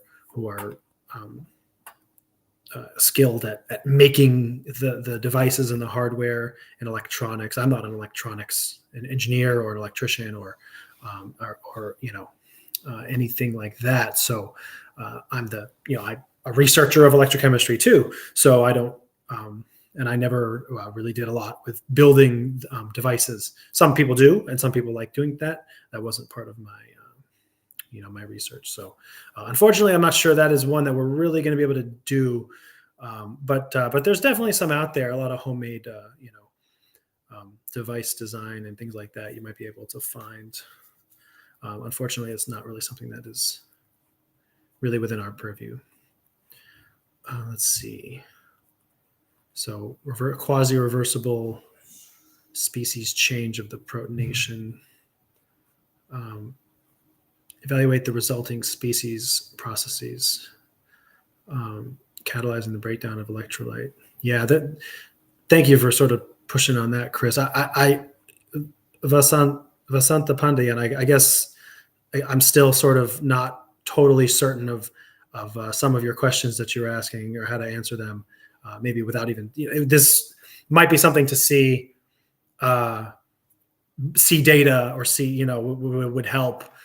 It's a little bit beyond what I can answer in this live stream without, seeing data a little more, like samples of it to kind of know a little bit more. But yeah, so, so you're worried with the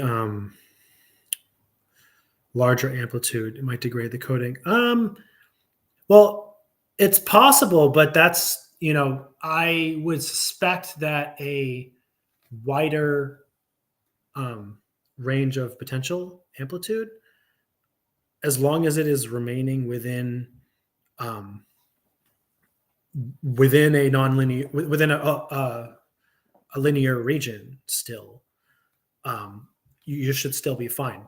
And to that point, you don't have to go from 10 to 50. Like you can sort of increase it a little at a time and see how it shows, right? If the noise and poor data, let's just say, is a result of what I said and what you have sort of asked as well, that you have a thick coating that has a high impedance, and so the current response is really low.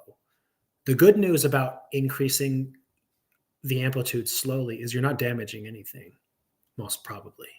Because, if 10 millivolts is giving you poor data because it isn't enough to perturb the system and you're not getting a large current response, well, the side effect is that you're basically not doing anything to your coating and your electrode because you're not providing enough of an amplitude to like perturb it or do anything. So your data is poor, but not in a way that's damaging your electrode, right? Because you could have poor data because you went to like too high of a potential or something, and your data is poor, but you're also destroying your electrode, and that's terrible. But if you go from like 10 to 15 and it's still bad, well, your data is bad, but you're still not really doing anything to your electrode, probably, right? So you can sort of step it up a little bit at a time. And yeah, I suppose at some point you could get to a high enough potential that you'd be worried, you wouldn't want to damage your electrode. And eventually, if you got to a high enough potential, you could oxidize or reduce it and it could fall off. Yeah, I mean, that's certainly the case. So you're really probably in a situation of trying to find that sweet spot where you can still remain in a non-Faradaic process, presumably, or at least to within a potential window where you're not damaging the coating, and then yeah, I guess hopefully you'll be able to get better resolution data. Also, Chris has this is a good suggestion, but this is more of a hardware thing. If you can oversample to average out the noise, yeah, that I don't know. This is something that like again, it sort of depends if you're working with a potentiostat and software that has oversampling. It's a technique where you can kind of do something like that. A lot of times, if researchers are using potentiostats, you're sort of stuck with whatever program it has, for its impedance. So there's that. You might not have that ability, but that could work, yeah, if you did have more intimate control over the procedure. Masi has a question: how to reduce noise in differential pulse voltammogram? Electrodes in solution are already checked. This is a situation. Differential pulse. I just want to pull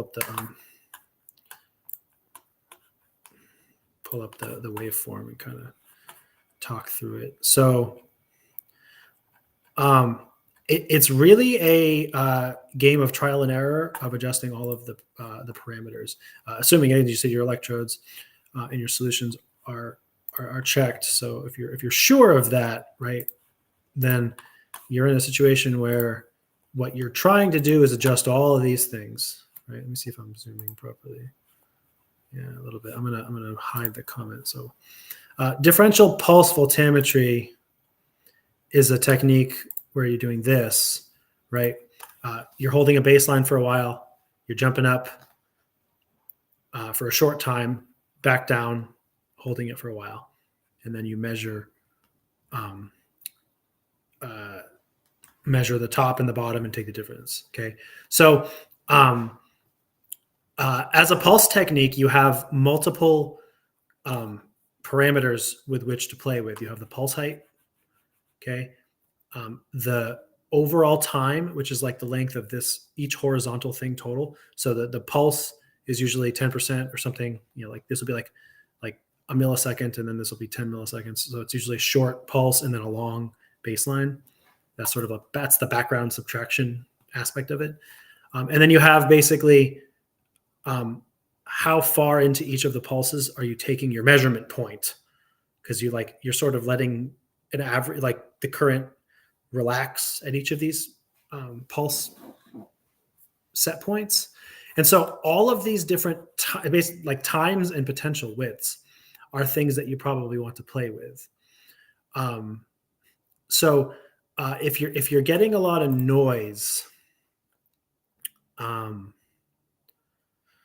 you can try slowing things down. So for instance, you can keep the pulse height the same, this like the difference of the baseline and the pulse, but you can go slightly long, make it longer, like double or triple or quadruple or 10x the time of the pulse in the up and the down parts.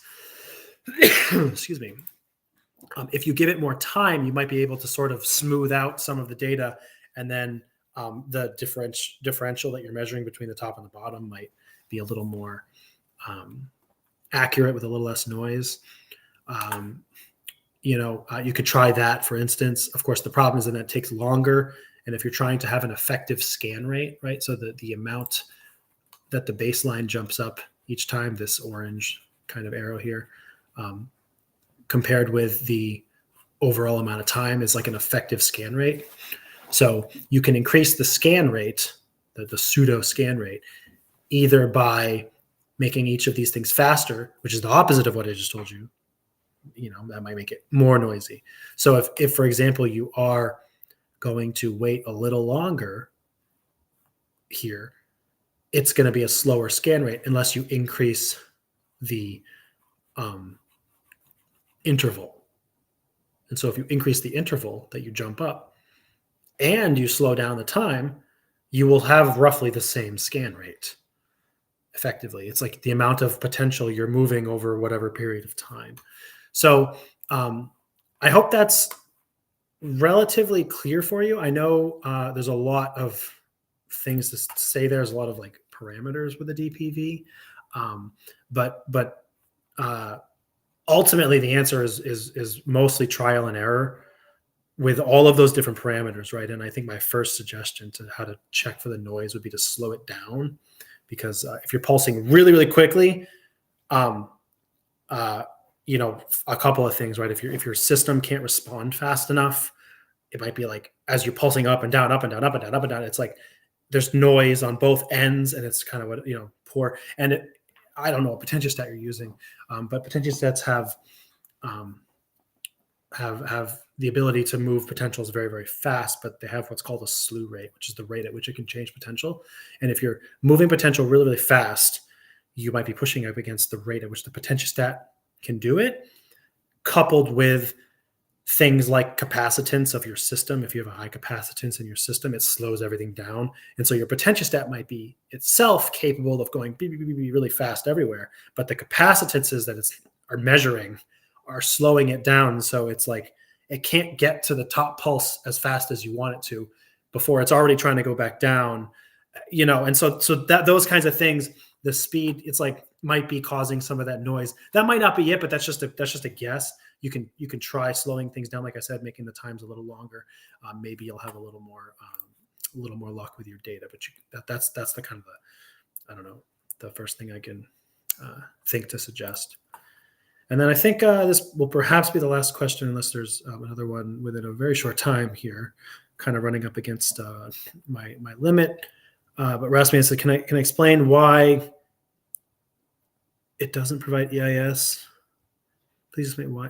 I'm sorry, why what doesn't? Because metal is not experiencing what we polarize with a low mill. Sorry, I'm not sure why it doesn't provide EIS. I don't know what do you mean? What doesn't provide EIS? So you were the one we were talking about the coding. You're worried that if you apply more millivolt that the coating might degrade. Explain why it doesn't provide EIS. I don't know what that means. What doesn't provide EIS? Is it because metal is not experiencing? Oh, like why don't you get results at a low amplitude? I see. Okay, I'm sorry. I had to remind myself what your inquiry was about. Yeah. So it's actually simple mathematics. Let me try to explain. So right. So if you have, it's basically Ohm's law, right? So E is equal to IR or IZ. But if you have a perturbation of 10 millivolts, right? So I can transform this, right? What's the current that I'm going to measure? Current is equal to E over R, right? Okay. So what is the current I'm going to measure? Well, if I have R is equal to 1 ohm, right? I is equal to what? 10 milliamps. 10 millivolts over 1 is 10 milliamps. Very easy. Okay, well, just do the math here, right? If R is equal to 1 kiloohm, let me make sure I'm sharing my screen properly. I'll move the question away just so I can show you. You can quickly see how this starts to become a problem, right? If R is 1 kilo ohm, my current goes down by one prefix, right? So I have 10 microamps. Okay, so quickly you can see here, as I start, if my resistance is really high, my current starts to go much lower. So I don't know exactly what the resistance of your coating is, but the point is that if it might be, I don't know, giga ohms, mega ohms, whatever. You could have nanoamps or picoamps of measured, response current, and your potentiostat maybe doesn't have resolution at that level. And even if it does, you might have a potentiostat that tells you I can measure blank nanoamps, picoamps, but impedance is a different thing. There's certain ranges that work and certain ranges that don't. And it's not always a given that the lowest range will provide you. So in other words, you're up against the measurement limit of the potentiostat at low current. And so that might be why you're just not getting what you want to get. All right. One last question here, and then I will have to wrap it up. So Ilias says, I'm trying to measure the conductivity of my membrane in 4-point system. I'm not sure how to perform either galvanostatic or potentiostatic to have accurate resistance related to your membrane. I think that you can do technically either, as long as you're careful. For example, if you do galvanostatic impedance, you want to be careful that the current amplitude you pick doesn't result in a very big potential swing. It's probably safer to do potentiostatic impedance. You want to swing only a very small amplitude in this particular case. So you're not inducing a ton of current. You're trying to remain right around where the OCP is, because you're trying to get just a measure of the resistance with no Faradaic processes happening. And so you're trying to go right around. The other option is to do a DC method. And you just basically do a very slow, like LSV right around OCP, like plus or minus 50 millivolts around OCP or something, 100, some very, very narrow range. And hopefully it's linear. And then the slope of your curve that you get, because it's E and I, is either conductance or resistance, depending on what you've plotted, basically.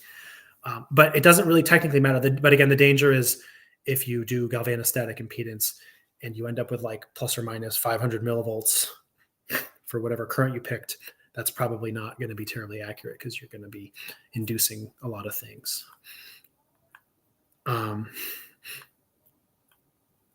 Okay.